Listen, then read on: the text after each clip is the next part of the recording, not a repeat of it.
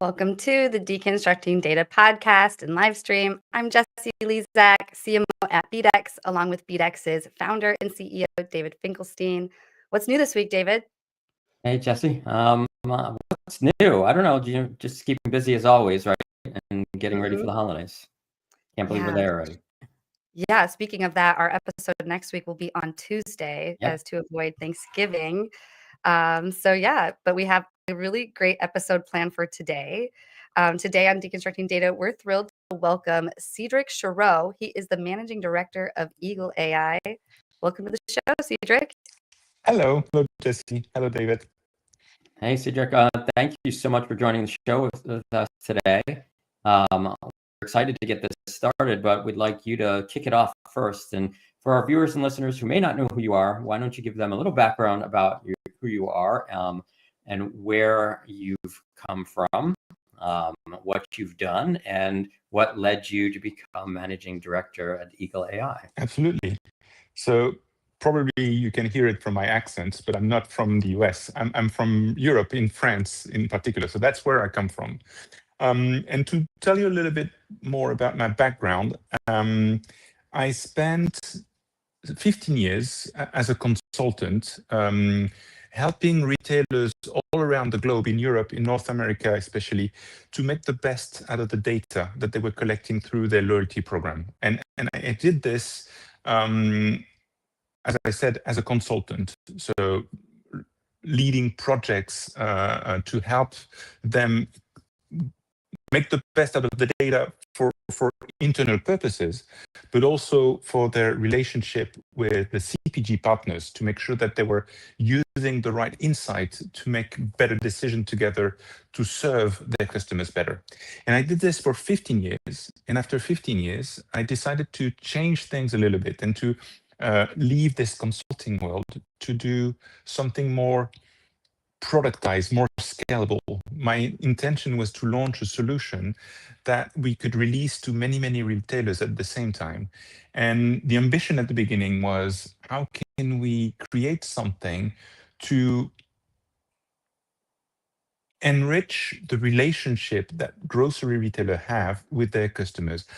How can we recreate the relationship that customers had with their local grocery store, small store? When you look at the Walmart, the Targets, the Krogers of the world, they have so many customers that it's difficult for them to recreate this special connection with their customers. And that's exactly what we wanted to do 10 years ago when we launched the first campaigns of our solution around personalized challenges to recreate this special connection between customers and their grocery store. So that's where I come from. That's where I am today, Managing Director of this entity, Eagle AI, helping retailers and brands to recreate this personalized relationship with their customers. Amazing. That's great. Yeah. So we talk about the relationship with brands and their customers quite often here on the show. But I think that this is going to be an interesting conversation because we rarely talk about it in the brick and mortar world. A lot of times we're talking about it in the digital world. So I'm really interested to kind of see how this all carries over in the brick and mortar world. And, I think our first topic will kind of get us in there. Turning, AI-powered journeys, which is really interesting, using AI to power these sort of journeys between the retailer and the customer in a real brick and mortar world versus the digital world. So I'd love to kind of dig a little deeper and have you share some more information about what you guys are doing. Absolutely. It's very interesting what you're saying about brick and mortar versus the digital world. I'm coming from the brick and mortar world as a consultant. I was helping retailers, and at that time, e-commerce was quite small. So I'm coming from this brick and mortar world. A brick and mortar versus digital. I think we're all talking about omni-channel now. It's how can we talk and have this relationship with customers, whatever the channel they're using. So we're talking to customers, not channels. loyalty programs are used to collect data from customers. If you look at digital websites, when you're using a website, there's plenty of data that are collected through the cookies and through all the information that you're giving to the website.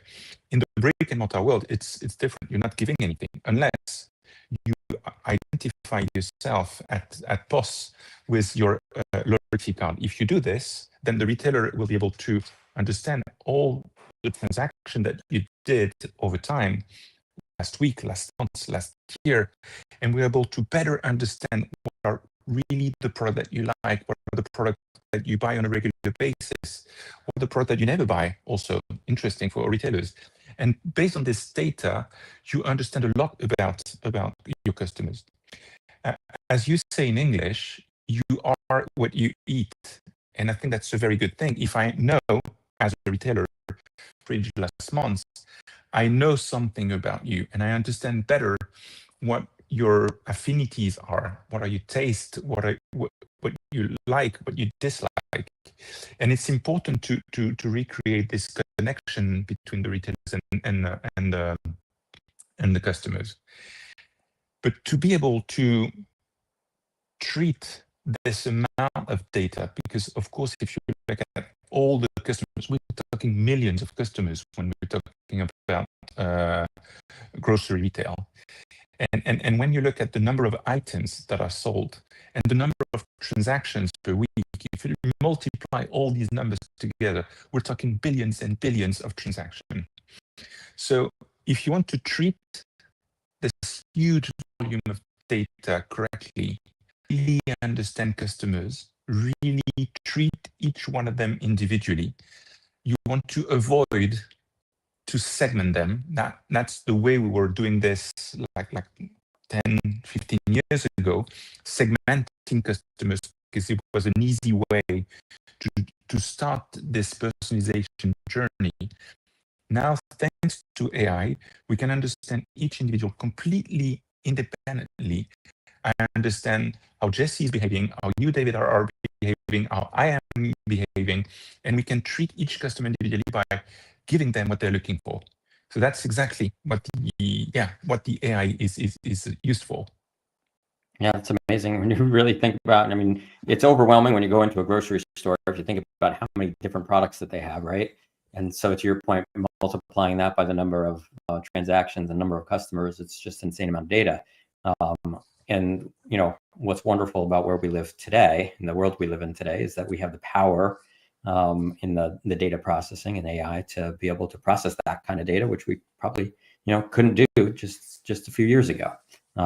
So you're able to do a lot more and achieve a lot more with that. Talk to me a little bit about, I love what you're saying about the segmentation. We often refer that as segment of one, right? An individual is a segment, essentially, because everyone has their own data attributes tied to them. But talk to me a little bit more about what kind of results, what do the results look like? How do the grocery stores and the CPG brands benefit from this? One of the good examples that I'm usually using is around promotions. Talking about segments, retailers build segments and we're able to say, well, I have my most loyal customers and I have the customers that are a little less engaged. On average, my very good customers is spending X, let's say $100, and my least engaged customers is spending Y, let's say $20. So I'm going to build an offer for this group and I'm going to build another one for this group. But when you're looking at averages, but by design, you're treating people the same way within a segment, and the customers can be completely different in that segment. Some customers in the most engaged segment could spend $300 or $500, not 100, and some others are spending 50. They're very engaged, but because of the constitution of their household, they're spending completely differently. And if you're sending them an offer on, say, let's say you're going to get $10 off on your next spending of 100, then for the customers who are spending 300, it's money wasted because they would have spent that money anyway. And for the customers who will spend 50, it's money completely useless because spending 100 is way too difficult for them. So that's always the limit with the segments, is that you don't treat each customer individually, and therefore you're a lot less effective. Understanding each customer completely individually give you the possibility to reward positive behavior from each customer individually. If you do a little bit of this, if you spend 60 instead of 50, if you spend 350 instead of 300, then I'm going to reward a positive behavior for me as a retailer, and it's going to be massively more efficient for everyone. Does that make sense? Yeah, no, that makes a lot of sense. In fact, it reminds me of a conversation we had on here with somebody that's in the e-commerce space, where they were talking about managing offers, and in a similar way, where, like, the problem with, the way segmentation typically works or has worked in the past is that you're giving offers to everybody in that segment.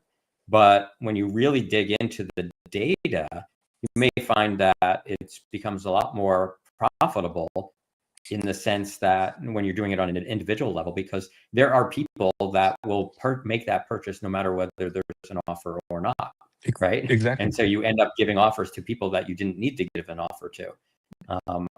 Whereas, when you're studying a segment of one, you're doing it on an individual basis. So you're able to have a lot more control over, what offers and when to make an offer, and if an offer is even necessary. Absolutely. I have another example that illustrates the limits of segmentation. If you're using life stages and information about where the people live and how old they are, if you compare two guys, both of them are over 80 years old, both of them live in London, both of them are very wealthy. Well, you could think that those two guys are very similar, but in reality, one of them is the King, Charles, the other one is Mick Jagger. They both have the same profile on many levels, but at the end, you can understand how different they are. They're completely different. And understanding each individual by what they're really, how they're really behaving, makes a complete difference.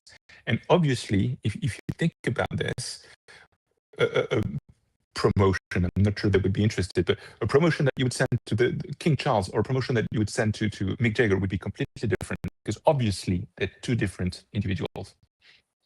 Very much so. I mean, that's a great example. And, some people in that segment might already be buyers, whether you reach out to them or not. So I don't know, how would you try to filter for actually, that? That's the question that retailers are asking me, or brands are asking me on a regular basis. Are you including that kind of data? Are you using data on location, using data on data of birth or social economics? And I usually say, well, I don't, and because I think it's misleading. What is much more interesting is to look at what, once again, people are buying, what they're actually putting in their fridge. And if you look at this and this only, you have a much more granular, much more interesting, valuable insights than if you're looking at that kind of data of birth or location. That could be a good idea at the beginning, but when you think about it, it's not that, it's more misleading than anything else. Yeah, interesting. Yeah, to your point, I agree. I think looking at the products that people are buying, and then being able to use AI to understand what other products would this person be interested in based on what they are buying, so that you can make the right offers to them, and present them products. And it's also unbiased. I don't know if it's the right word in English. Yeah. But because if you ask people, what do you like? What do you buy? They will tell you something. sometimes they're not lying, but they're not completely sincere. They might say, I'm buying a lot of organic product because health is very important. But in reality, what is in your fridge? What is in your kitchen? What are the trade-offs that you're making? Of course, you're buying organic eggs, for instance, but on flour or something else, you're buying non-organic product. You're making choices as a customer always, and that's what's interesting. And having access to that kind of very granular data will give much more insight than if you ask customers, what do you like? What are your real affinities? They will always be biased. Yeah, absolutely. So this leads me into wanting to ask about the next topic, real-time data. I'm really curious about, what you guys are doing and like how you're leveraging this data in real time versus, sort of doing a lot of, analysis on the back end. Is this something that is truly happening in real time? It is happening in real time, but before I talk about real time, I think there's another concept that is very important and very central in what we're doing, is the concept of customer centricity. What is very, very important for us is to build offers, to build promotions that are very relevant for customers. If we go a few decades ago or a few years ago, the way we were personalizing things, the brands were asking, which customers can I target because I want to recruit my competitors' customers, and that was a way to personalize the offer. Not a great way to engage customer, but a good way to recruit. I mean, we thought it was a good way to recruit more customers for brands. We changed the paradigm a little bit, and what is very important is to build offers that are interesting, that are relevant, that are making sense for customers. So that's the first thing, and that's what we're building. And to make it interesting for everyone, once again, thanks to AI, is to understand which product, which brand are interesting for each customer, but also how much are they spending. What is the natural behavior? What is the prediction of spend next week, next month? And what is the potential of each customer? Can I ask you to spend a little bit more next week? Can I ask you to spend to come one more time next month? If I'm able to manage that kind of modeling, a kind of prediction, then I can build an offer that is even more precise and effective. So that's the core of what we're building, and that's happening in real time or not. But what is important is to really create something that is a win-win-win for the customers, first of all, because that's how you get engagement from customers, but also interesting for the retailer and also interesting for the brand that are usually funding the offers. And now coming to the real-time thing, the beauty of the tech that we have today is we can receive all the transactions that are happening in real time, and we can send the right message to each customer individually. If you buy that product in store, we can tell you, congratulations, you just reach a certain threshold that we were expecting you to do, and therefore you have this special reward. If you come back next week, you will have another one. And all these interactions happen in real time and all at the right moment for customers. Because that's, I think, another very interesting dimension when we're talking about marketing, is to find the right moment for each customer to interact with you. It could be in real time. It could be at sale.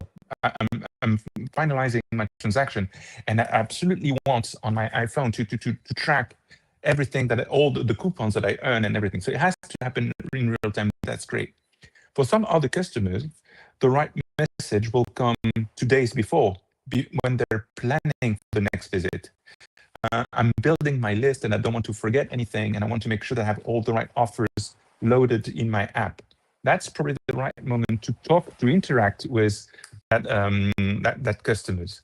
And the right moment for each customer is very important. So more than real time is possible. More than real time is the right timing in those interactions. I agree. And while you were talking, we had a comment that says, I love first-party data, especially when it's generated from zero-party data the company owns and operates with. Any thoughts on that? It is very true. I would say that everyone agrees now. Data is gold. It's very, very important, and the fact that we can use data that are directly available from customers is important. I would say that the one comment I would make is, interestingly, we as customers are always afraid to leave traces and to leave first, second, third-party data everywhere. So we want to remain in control of this. And it's completely understandable. I think we should be more careful in what we're doing with our own data. But up to a point, I think when I'm looking at the data that we're using, data from the loyalty program, it's giving a lot of information to the retailer so they can give you a service back. And that service is very interesting for customers.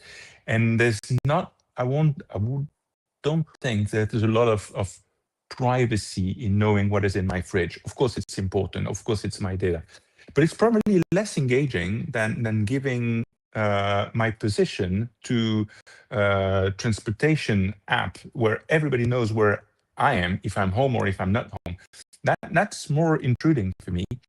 And so making the difference between the different kind of first or second party data, I think it's important. I mean, as a customer, that's how I behave, making sure that I don't leave traces at the wrong places. We try not to, at least, right? I mean, I'm from Europe, so the whole of Yeah. GDPR and everything. So we're very, very sensitive on that topic, obviously. Definitely. Yeah, I love what you were saying, though, going back a little bit about the sort of modeling of the data to understand trends and be able to predict what a customer's spend is going to be. I mean, that's really powerful for the retailer to be able to use this data to do that sort of analysis. One, it makes their revenue much more predictable, but also, through the process of making these additional offers or suggestions of products and things like that, and seeing how that affects the outcome of spend is really interesting. I think that being able to use that data to do that kind of modeling is super valuable to those retailers and the brands as well. It's the first thing that we built 10 years ago when we launched Eagle AI is the right suite of algorithm to really understand the customer behavior. So we have different type of algorithms. So to make it simple, we give them names. I'm not going to cover everything, but we have the people pleaser. The people pleaser is the algorithm that will detect which product in your basket, and your past baskets, by the way, over the last few months, what are the products that are making you very unique? Which products are really important to you? And I'm not saying milk, eggs, or bananas, because everybody's buying this. So it's important for everyone, meaning that it's important for no one. What is making really a difference? For me, I can give you I'm going to give you some private data. What is very important for me is a specific brand of Parmesan cheese. Every time I'm going to the store, first I check my fridge to make sure that I still have this Parmesan cheese in my fridge. If I don't, I'm going to go to the store just to buy this one, and I will probably buy other stuff as well. But this product is very important for me. So that's something very important. For one of my colleagues, it's a special pickle brand, and they want to have. He wants to have the pickles all the time in his kitchen. The people pleaser, this algorithm will detect those products for each customer individually. We have another one that we call the influencer. That one will detect the product that you're not buying today. but the customers who are very, very similar to you are buying. And therefore, there's a good chance that you could be interested in this product. Maybe you're buying this product already, but somewhere else.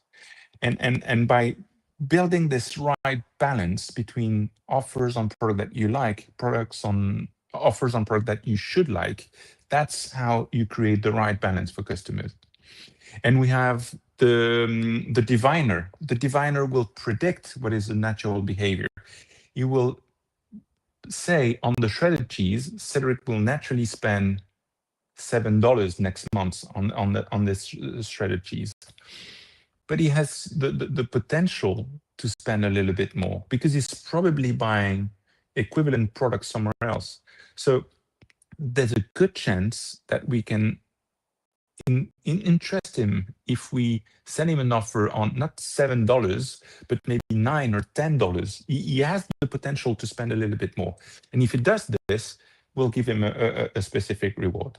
And the algorithm are detecting all these pieces of insight to make sure that when we're building an offer, we are building the right one, really adapted to each customer. It's amazing that we can do that these days. Yeah, very cool. Well, my weakness product is this dried mango. So there you go. The store would definitely know, like, that Dave's here. Okay, make sure we have some of that dried mango for him. So it's interesting when you think about it. We all have a list of 5 products that we really like. We all have a list of 5 prices that we know. And we all have a list of 5 promotions that are really that really resonate with us. And when you think about it, it's completely different from one customer to another. But I know the price of the avocado because it's a product that is important for me. I will say if a store is expensive or if it's cheap based on that avocado. I don't know all the prices, but that one is important for me. So if you want to influence my perception, you send me insights about the avocado, and you send me an offer once again on Parmesan cheese because you want to make sure that next time I'm going to do a grocery shopping, I'll go there because the product is so important for me. Definitely. I was putting a comment in earlier. I'm pretty sure they make refrigerators now that'll even send you data on what you need. Of course. That's why you have connected fridges, because it's also important information. Fridges can give you information about what is missing in your fridge, which is something that I can modelize, that can predict. I know that you're usually buying this every week, and it's been 2 weeks, so either I missed that transaction as a retailer, you bought the product somewhere else, or you're going to need that product very soon, and therefore I should send you. But the connection with the fridge is even better because you know in real time when the product is missing, and that's pretty powerful. Cool. Yeah. It's gonna be a new day. Well, we should transition into our third topic because this is going to be a good one. We were talking a little bit earlier about loyalty programs, and I thought you had a lot of great insights about loyalty programs because they're very customer centric. So could you kick us off on this topic of unlocking hidden customer insights? Yeah, I probably covered this already a little bit. The loyalty program is by design a transaction. So retailers are asking customers to give something, data. Tell me what you're buying, and I'll give you something back. The what I'm going to give you is value. As a retailer, it can be a coupon, it can be an offer, it can be services, it can be plenty of things. The fact that there's this transaction between customers and their stores is important, because that's through the loyalty program, as I was saying, that we understand, that retailers understand how customers are behaving. And because we understand this, they understand this. I'm working for retailers, so I usually say we understand them better. We know what they like and what they dislike, and therefore we can provide something that we were not able before, is the right offer at the right time on the right product with the right value. And that's the hidden gem that is hidden behind this is give me access to the data, and you'll see it's worth it, because you're going to get a lot of value out of it. And more retailers are not forcing, but incentivizing customers to be part of the loyalty program. More and more promotions are only dedicated to the members. If you're not a card holder, you will not benefit from the promotion. Same thing with the member pricing. If you want to benefit from this special pricing, you need to have the card. And it's not necessarily to force customers to give information, it's because they know that they will be able to bring value to customers if they have more information about them. Yeah, it's interesting. I can definitely see that trend, and it'll be interesting to see how that continues. Where, will like grocery stores become more like Costco? Like where you pretty much you almost have to have a membership, because it's kind of silly not to, because the price, you're going to get the member price, like you said. And so if there's so many items that members get a discount on, get a better price on, then that'll essentially force people to become members, right? And I can kind of see that trend happening more and more. More and more, and you're absolutely right, David. But then it will reach a limit, because if everybody's doing it on all transactions, on all their customers, it's good, it's interesting, but how do you differentiate? How do you earn the next customer? How do you earn the next transaction? So the trend right now is to make sure that more and more customers are engaged in the program, and they're presenting their loyalty card. What we see emerging a little bit now is the not coalition loyalty program, because that's probably something from the past, but more ecosystem loyalty program. So you're the grocer, and you're connected with other brands, other industries, to offer different kinds of rewards to your customers. It can be a fuel station. You can get rewards when you're getting gas from your car. It can be a partnership with Disney, for instance, or stuff like this, where they're building ecosystem to differentiate from the other program. I think that's an interesting trend today, is to see the variety, I would say, of reward, or also ways to collect points, or whatever the currency is, in the program. So it's within the store, and making sure that we collect almost everything that is happening within the store, but it's also outside of the store.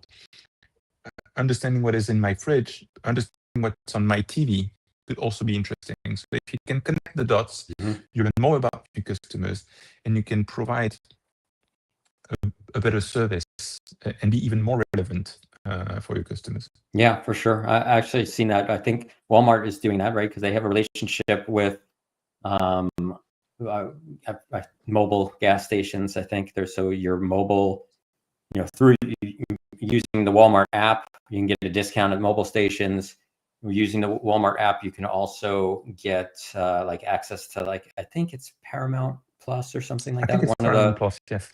Yeah. So they're making that connection, from digital, streaming video all the way to in the Walmart store to at the gas station, making those connections, and they're getting a wealth of data across all those channels. Yeah, wild. It is wild.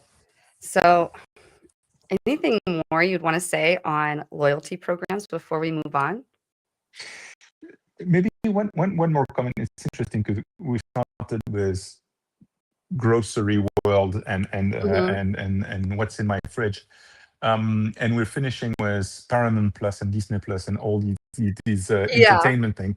It's interesting because when we launched the first version of our AI algorithm, we used open source algorithm from Netflix, because it's what is interesting with Netflix is you don't repeat a purchase, I would say. If you look at a movie, you will not look at the same movie again.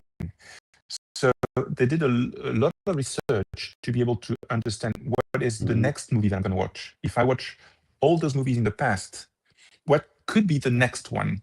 And if we are trying to apply the kind of similar approach to, based on all the products that I bought in the past, what is the next one that is not in my basket that I should be interested in? And it's interesting to see the connection between the two worlds. They're completely different, but there are connections. And we built a lot of AI algorithm based on those research papers from Facebook, from Netflix, from this digital world, and we applied them to more brick and mortar, more omni-channel world, and it worked, and it works very, very well. So cool. I didn't even realize you could go pull a algorithm from Netflix. But you know, in the tech world today, in the data science world, they love to share things that they're doing. So of course they keep in stuff when it's very, very important. But it's a way for them to build communities, to develop their brand image. This is what we're capable of. And there's also pretty amazing approach of, we want to make the world, I wouldn't say better, but more efficient as scientists. And we want to publish things. We want to share this with the rest of the community. And if I tell you something, if I teach you something, and if you teach me something back, both of us will be more smarter at the end. And there's a lot of this with the data science day of open sourcing a lot of things. So we share, we'll learn more, and we all be smarter at the end. Of course, we keep a few nuggets secret because it's important to keep some secrets. Maybe we'll release those secrets a little bit later, but that's how they think. And I think it's fascinating. When I started my career around data, it was absolutely not like this. It was all about, let's keep the data very, very safe and share nothing. Now, the more open, the better, because we'll go faster. Yeah. Love that. Well, we've got 7 minutes left, so we better make sure we cover tech stack, Cédric. So we would love to hear, what are some of your favorite tech tools that empower you and your team? I would say that when you're talking about AI and big data and all these things, you have big major actors. You have Microsoft, you have AWS, you have Google, to name the biggest and the most American, I would say. We also have some in Europe, but they're smaller. And at Eagle AI, we built almost since day one, a pretty strong partnership with Google. So everything that we're building is built on their stack. And to use some tech words, Vertex AI is a technology today that was developed by Google. That is the core of the data science that we're doing. All the AI is using that technology because it's very powerful, much more powerful than when we had before, to understand better, predict better shopping behavior of each individual. And I will not be too techie because I can't. I'm not a data scientist. But it's true that this partnership with Google brought to us a lot of things. It unlocked many things. And honestly, I must confess that we had a workshop with the Google engineers a few months ago to present what we're doing at Eagle AI and how we use Vertex AI and all the other technological bricks in our stack. And after a few hours of workshop, they told us, well, we thought we were here to teach you a few things, but obviously you're pretty well advanced on everything that you're doing. And I must confess, I was very, very proud of my team when I heard that kind of feedback. So it's good to know that we're not best in class, but at least in the right the right team, in the right group. Very cool. Yeah, that's awesome. We've had a lot people share a lot of tools with us, but Vertex is not one that we've talked about before. So thank you for sharing that. Never heard of it. And I like it's pretty recent. It's a pretty recent technology, and I would say that it's, once again, I'm not techy enough, but from what I heard, it's one of the technology that is the most advanced for that kind of AI. Yeah. How do you spell it? Vertex, VERTEX. Okay. AI. Vertex. Nice. Thanks for sharing that. I've not heard of that. I also like that you are tying in Eagle AI as well. That's always good. it's I would say it's kind of a joke because we're part of a group that is called Eagle Eye. Eagle Eye because precision. We want to understand customers better. We want to personalize the relationship between the retailers and the brands and the customers, of course. And we said that we're doing AI, Eagle Eye. I mean, that was kind of obvious. Let's call that AI team Eagle AI, and that's how we named the company like this. Perfect. Definitely. Well, in closing, Cédric, would you like to let listeners know how they could reach you after the show? Well, they can reach me in different ways. I would say that LinkedIn is obvious. I'm on LinkedIn, and I'm also on the eagleeye.com website. That's the best way to get in touch with me. I would say two things. One event that is interesting for you in the US will be at NRF in New York in January. It's a very important event for us. That's where we meet with all our prospects, clients, and partners. And next week we'll be at Tech for Retail event. It's in Paris. Probably a little less interesting for your American audience, but if you're in Paris, that's where I will be on Monday and Tuesday. Awesome. Awesome. Well, thank you, Cédric, again. We appreciate you joining us on the show. It's been a great conversation. We learned a lot for sure. And I'll let Jesse close it out for us then. Awesome. Yes. Thank you both. And I will close it out. Let me put the QR code here on the screen. But we want to invite you to get powered by BDEX. And, what does that mean? Well, scan that QR code and talk to our team. Or if you're listening to this on podcast, you can just go to bdex.com and click on Talk to an Expert. But in a nutshell, BDEX is the industry-leading identity graph, and it's trusted by many large brands. You can find them on our website, and it's powering some of the top ad tech and MarTech platforms across the ecosystem.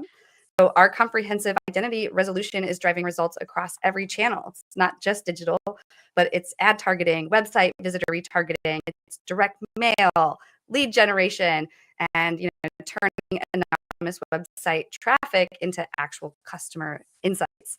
So whether you're looking to enhance your targeting accuracy, or you are just working on a direct mail campaign, or just the most accurate identity resolution in the industry. And the way we do that is by eliminating all the bad, fraudulent data that's out there. So we eliminate bots, bad data, waste that's just taking up your marketing budget. So we want to help you get the real verified audiences. So just join those industries or those businesses that are working with BDEX. Again, you can find them on bdex.com. We've got some of them listed there. Otherwise, just scan that QR code and go over to bdex.com, talk to an expert, and we'd love to hear what you're working on, how we might be able to help you.